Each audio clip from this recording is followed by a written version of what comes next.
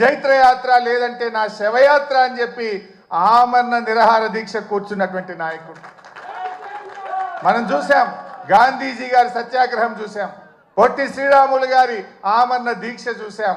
మరి నాడు కేసీఆర్ గారు కూడా ఆమరణ నిరాహార దీక్ష కూర్చొని ఢిల్లీ పీఠాన్ని కదిలించి డిసెంబర్ 9, 2009 ప్రకటన వచ్చిందంటే అది కేసీఆర్ గారి దీక్ష ఫలితం అని కూడా మనం గుర్తు చేసుకోవాల్సిన అవసరం ఉంది.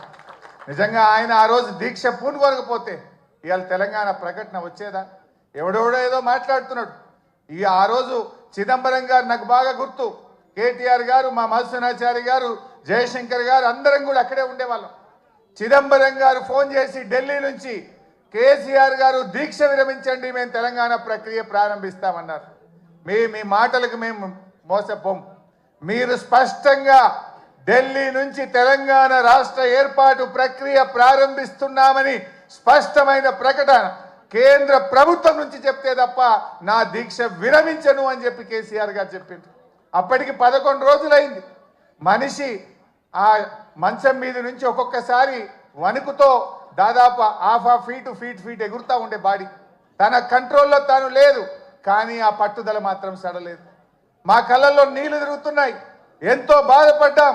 కానీ ఆయన మాత్రం కేంద్ర ప్రభుత్వం తరఫున రాష్ట్ర ఏర్పాటు ప్రక్రియ ప్రారంభమైందంటేనే దీక్ష విరమిస్తా అన్నాడు. ఆ రోజు మీరే రాసి పంపండి అంటే జయశంకర్ సారు తన స్వహస్తాలతో తెలంగాణ రాష్ట్ర ఏర్పాటు ప్రక్రియ రాసి ఢిల్లీకి పంపిండు. గదే చిదంబరం గారు ఢిల్లీ నుంచి అనౌన్స్ చేసింది. అది ఆ రకంగా తెలంగాణ తెచ్చుకున్నాం. తెలంగాణ తేవడమే కాదు, తెచ్చిన తెలంగాణను, అప్పుడే పుట్టిన బిడ్డను కన్న తల్లి ఎంత ప్రేమగా పెంచుకుంటుందో కేసీఆర్ గారు 10 ఏళ్లలో తెలంగాణను ఒక తల్లిలాగా తీర్చిదిద్దాడు. ఒక తల్లిలాగా, ఒక తండ్రిలాగా ఈ తెలంగాణను బంగారు భవిష్యత్తు వైపు అడుగులు వేసింది. ఏ తల్లైనా పుట్టిన బిడ్డను నాకంటే గొప్పగా ఉండాలని, బంగారు భవిష్యత్తు ఉండాలని ప్రతి తల్లి తన కొడుకు కోసం, తన బిడ్డ కోసం తపిస్తుంది.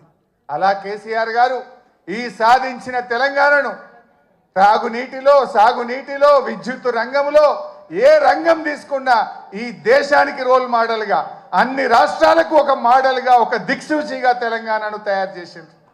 కేసీఆర్కు తెలంగాణకున్న బంధం ఇది పేగు బంధం, తల్లి బిడ్డల బంధం. కేసీఆర్కు తెలంగాణ ప్రజలకున్న బంధం. కొంతమంది తెలిసి తెలియక మాట్లాడుతుంటారు, కానీ కేసీఆర్ ప్రతి నిమిషం తెలంగాణ కోసమే ఆలోచించిండు. ఈ మధ్యలో రేవంత్ రెడ్డి మాట్లాడుతుండు, నేను 2020 మ్యాచ్లు ఆడుతున్నా అంటుండు. నువ్వు 2020 ఆడతావేమోగా, నువ్వు 2020 ఆడవు. వాస్తవంగా నువ్వు 2020 దేనికి ఆడతావు అంటే పైసల కలెక్షన్కి ఆడతావు. అసలు నువ్వు ఆడే మ్యాచ్ అంతా కూడా తొండి, నీదంతా తొండి మ్యాచ్ ఉంటుంది, తొండి ఎగ్గొట్టే మ్యాచ్. ఏంది నీ మాటల్లో తొండి, హామీల అమలులో ఎగ్గొట్టేది ఉంటుంది నీ దగ్గర. కానీ కలెక్షన్లో మాత్రం 2020 ఆడతావు నువ్వు. ఎందుకంటే నువ్వు ఎన్ని రోజులు ఉంటావో నీకే తెలియదు. ఆగమాగం ఉండవు నువ్వు. దీపం ఉండగానే ఇల్లు చక్క పెట్టుకోవాలని 2020 కలెక్షన్ స్టార్ట్ చేసినావు.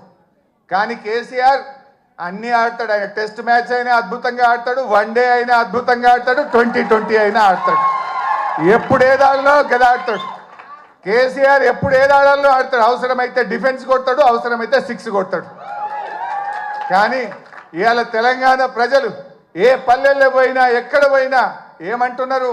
మళ్ళీ కేసీఆరే రావాలి, మా కేసీఆర్ మాకు కావాలి అని ప్రతి నోట. ఇది నేనేదో ఉపన్యాసం కోసం చెప్తలేను.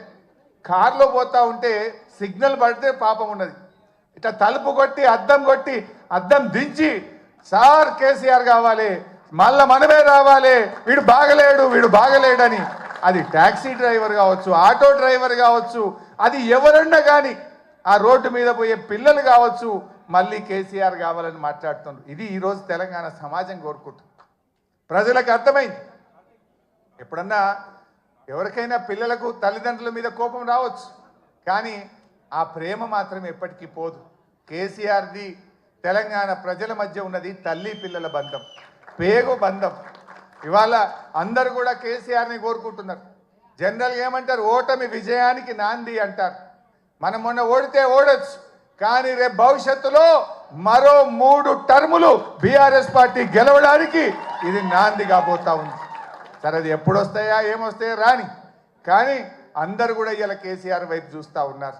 నిజానికి కేసీఆర్ లేకపోతే ఈ తెలంగాణ వచ్చేదా ఇలా ప్రతి ఒక్కరు కూడా ఆలోచించారు.